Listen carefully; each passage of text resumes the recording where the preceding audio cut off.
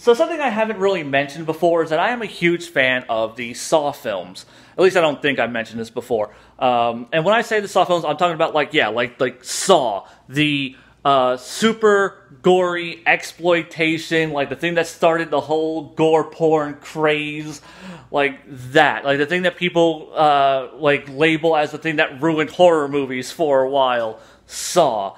And like, there's a lot of reasons for why I am such a fan of the series. I think it might come to surprise some people. It's because, you know, those movies are kind of considered trash by a lot of people who aren't actually fans of them and probably don't understand why people are fans. Mostly it has to do with the super intertwined continuity and the, like, all the plot threads and how everything weaves together. That's been, like, the thing that really invests me in the story, as well as what's invested a lot of my friends. A lot of my friends were just like, why the hell do you like Saw? And I got them to watch the Saw films. And then they actually became really big fans of the Saw films. So yeah, it's really all about the continuity and the characters and just how everything weaves together. And Saw 3D was the last film that was made, and I was pleased with it. It wasn't the best installment in the series, but it was a satisfying conclusion. It went balls to the wall crazy in a few parts, but I did really appreciate that film, that installment of the series. And I was like, okay, Saw's done. Saw is 100% done, and that is it. Now, what, like 7 years later, we're now on like another Saw film. And this Saw film, like, I wasn't too excited about, because I'm like, oh my god, why are we going to drudge up the Saw series?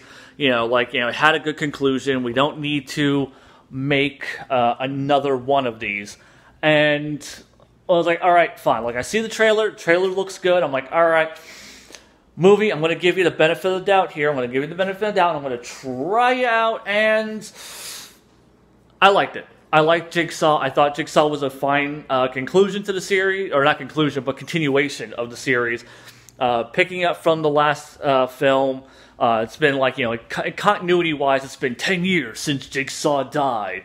And we don't really know, what's really been going on in that time. Like, pretty much it's just been, 10 years of really nothing happening. And now we're dealing with a series of, Jigsaw copycat murders and people finding Jigsaw villains and Jigsaw victims. And Jigsaw leaving little clues for them and them trying to figure out who the fuck this new Jigsaw is. When they keep trying to investigate it, they're like, all the points, all the arrows are pointing to John Kramer, the original Jigsaw, who has been dead since the third or fourth film, depending on how you look at that continuity. Saw continuity is really fucking wild, man. And that's kind of the whole thing. It's just a bunch of people going through a series of Jigsaw traps, and Jigsaw is now back. And it's, who is this copycat? Is it the actual John Kramer, the original Jigsaw? Is he back? And kind of fucking with your expectations of where you think this movie is going to go. And in that regard, I think it does a pretty good job. So, here we get, okay, so I'm just going to kind of jump into spoilers here, because I really can't talk about this film without getting into the specifics of why I think it's a pretty good Saw film and why it isn't, a great Saw film, because it's a fine continuation. I think it's, it fits well within the established Saw continuity. I think it works fine as a film on its own. If you've never seen a Saw film, this isn't a bad place to jump in. This is kind of almost like the new 52 of Saw, not like a full reboot. It's like a soft reboot. It's a soft reboot where you can jump back in, or just jump in for the first time, having not really seen the previous films, and not have to worry about 7 fucking movies worth of continuity. All you need to know is that Jigsaw is a guy who kidnaps people and puts them in traps. So as long as you have that base knowledge, which the movie will already explain that to you, you can just jump into Jigsaw. Like I said, it's a fine installment. If you end up enjoying it, then go ahead and check out the rest of them, because I think it is a very respectable horror series, where a lot of series just kind of have these one-off installments, or there's really no connective tissue between all the films, and the fucking continuity and lore becomes a fucking mangled goddamn mess, like Halloween, or Friday the 13th, or Nightmare on Elm Street, just any of these other fucking horror, like long-running horror, or fucking shit, even Legend or Lionsgate's own Paranormal Activity. I used to like Paranormal Activity.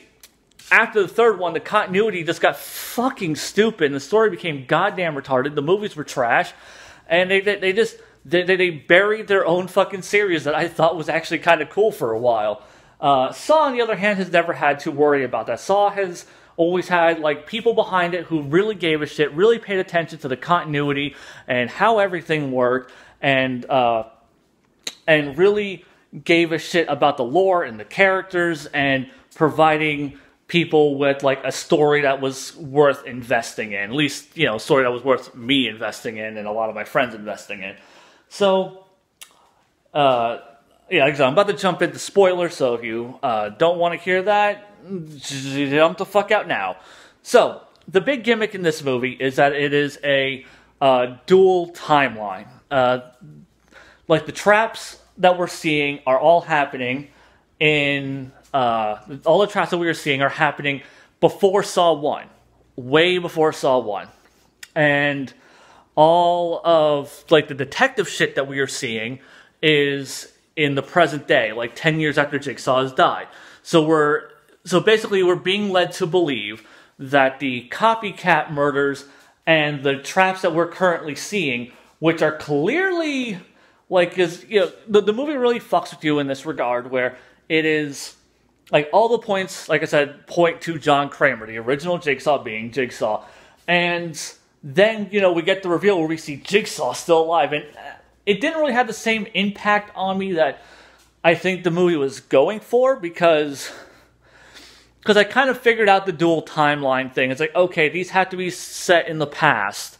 That was the only way a lot of certain things were going to make sense. Either that was the case, or this movie made no fucking sense.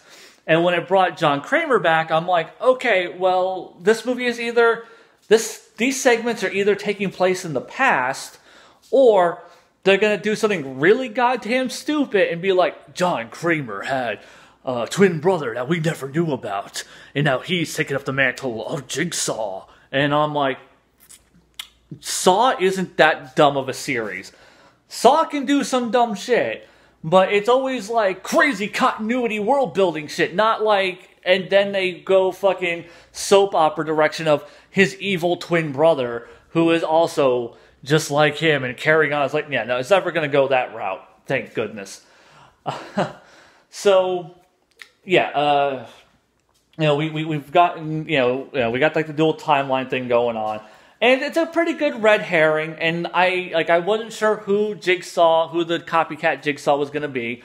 When they do the reveal of it being like that one mortician dude who does like the autopsies and shit, when they reveal that it's him, it's like, oh, that makes sense, and all the pieces come together, and you understand why he's doing this. Like, all that stuff is satisfactory, and the mere fact that he was working with Jigsaw from the very beginning, it's like... yeah, it's like another guy who is also working with Jigsaw. I don't know why he's never been mentioned up until this point. That's kind of weird to me.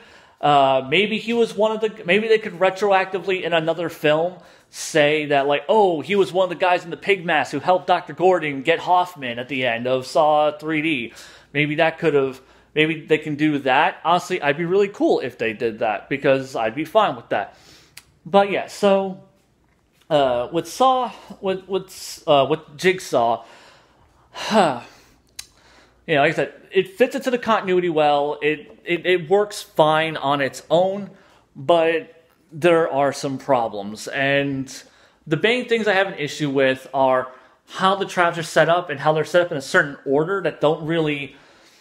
like, they really bank on certain people being alive. And there's been a couple of Saw films that have done that in the past, that really banks on, like, this thing only works if these people make it out, if these specific people make it through the trap. And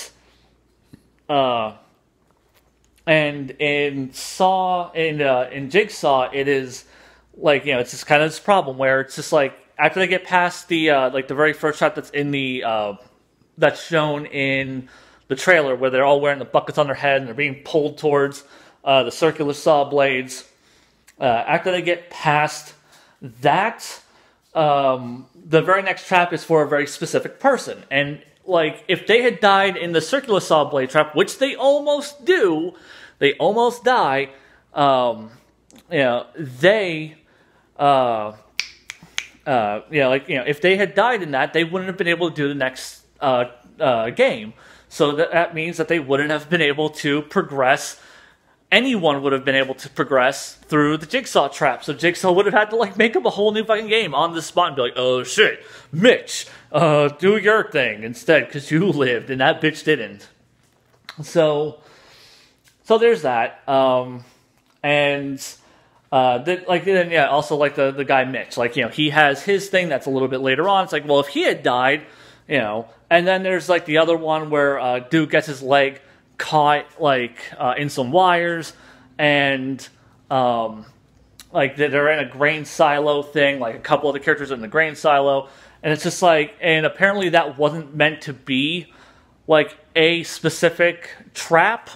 And I kind of didn't like the fact that, that trap was one of those things where, like, those people would have died if that other dude hadn't have pulled this lever. And it's like, well, if he had pulled that lever, if he had went and pulled that lever, or if he hadn't pulled that lever, they would have died. So they would have died without even doing their game, and they would have followed his rules. They would have died because someone else broke the rules, and that's kind of not in the Jigsaw mentality. I let some of this stuff slide because this is supposed to be like the early Jigsaw trap. Even though I think it's a little too, some of the things are a little way too elaborate.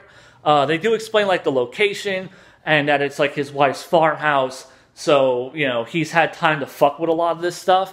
But at the same time, I feel like the traps are a little too elaborate for it to be this early of a Jigsaw trap, considering Saw 1 traps are not that elaborate, except for like the reverse bear trap. That's the only one. Here it's just, like I said, things got a little too elaborate, and they really do hinge on certain people making it alive and certain people actually following through. Because, if Homeboy didn't want to lose his leg and just let those people die, we never, there wouldn't have been a rest of the movie. There just would have been, it just would have been over. Yeah, there wouldn't have been a fucking movie. It just would have been over, and that would have been it. And so yeah, that's kind of the issue that I have with this one, is like just kind of the structure of the traps and how those were written. The directing was fine. It was directed by the team that did Daybreakers, which is a great fucking movie that nobody goddamn saw. Aggro and I, in fact, referenced Daybreakers not that long ago in some fucking video. But yeah, so that's kind of my thoughts on Jigsaw. Like I said, I enjoyed it. I think it is worth watching.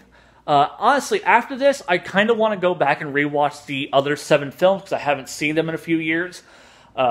Maybe I'll do I just rewatched the Saw series and do individual videos on a couple, on a bunch of those movies.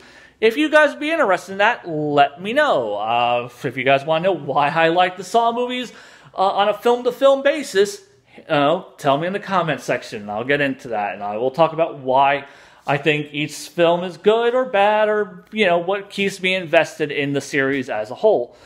I guess that's pretty much it. Like I said, Jigsaw, fine movie. Like I said, mid-tier Saw film. Probably like the 3rd or 4th worst in the series. But I really hold a lot of the other movies in a slightly higher regard.